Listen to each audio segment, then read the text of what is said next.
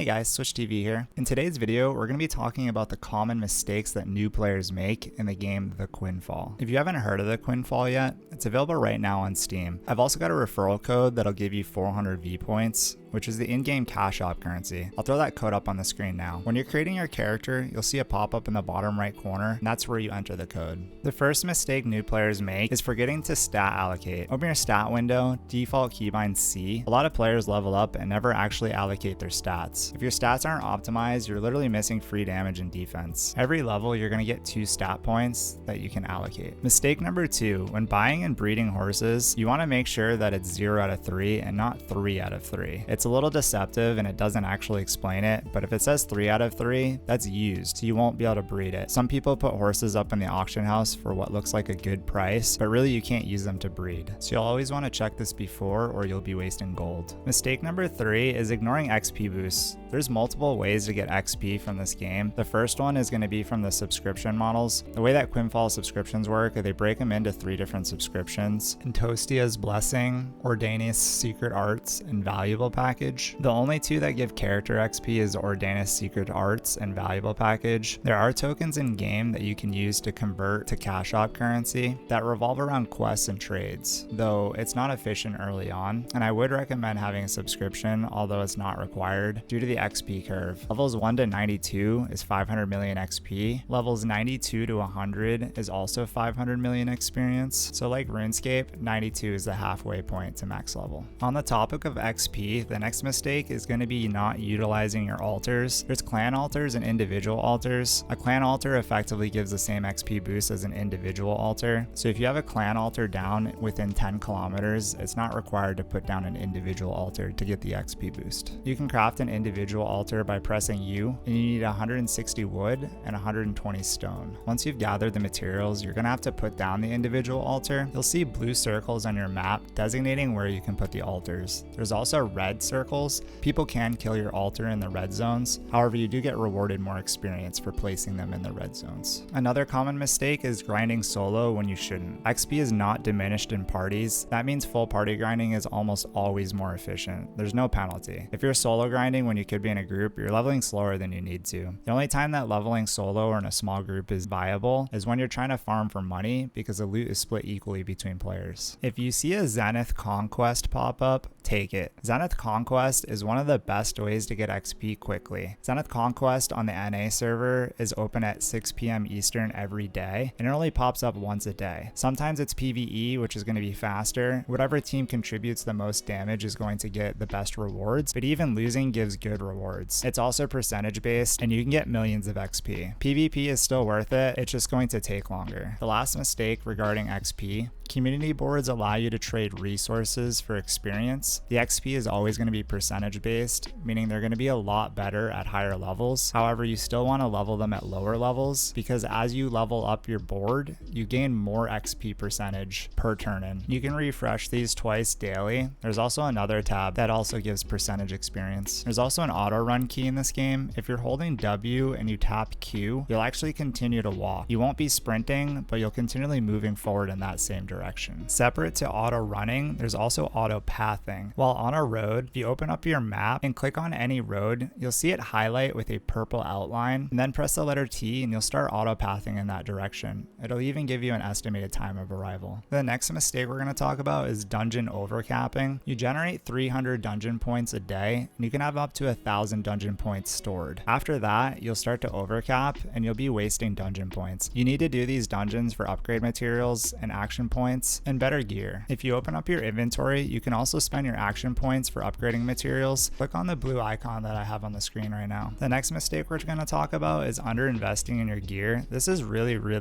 important. Like, I can't stress this enough. You need to +3 your gear at level 50, at level 75, and definitely at level 100. You may want to invest more into your 75 gear because 75 to 100 is a long grind, and better gear speeds everything up. +3 is really easy to do with a minimal investment. All you need to do is buy a house in a town, craft a blacksmith, loom, and Jewelcrafting bench at the construction vendor, and all you need to do is bring the required materials that it shows, and you only need to craft the tier 1 workbenches to do the enhancements. This last tip will save you a lot of money. If you guys are trying to go back to town, you can either die and just let yourself go to the nearest town. Repairs are basically free in this game with the repair repair tokens, or you can open up your map and press the Unstuck button on the top right. You can use this every 30 minutes, and it effectively does the same thing as dying. It'll put you to the nearest town. There's a feature in the game called Auto Potion. If you have the valuable package subscription, it'll allow you to adjust the thresholds to automatically use MP and HP pots instead of having to manually click them. You can enable this by pressing the potion button on the bottom of your screen. If it's highlighted green, it's working. If you avoid these mistakes, you'll level faster, make more golds, and hit 100 way smoother. If this helped you, drop a like, subscribe, check out my live streams. I'm live on Twitch, Kick, and YouTube almost every day. Let me know in the comments what you guys want to see next. And I appreciate you guys for watching. I'll see you guys in the next video.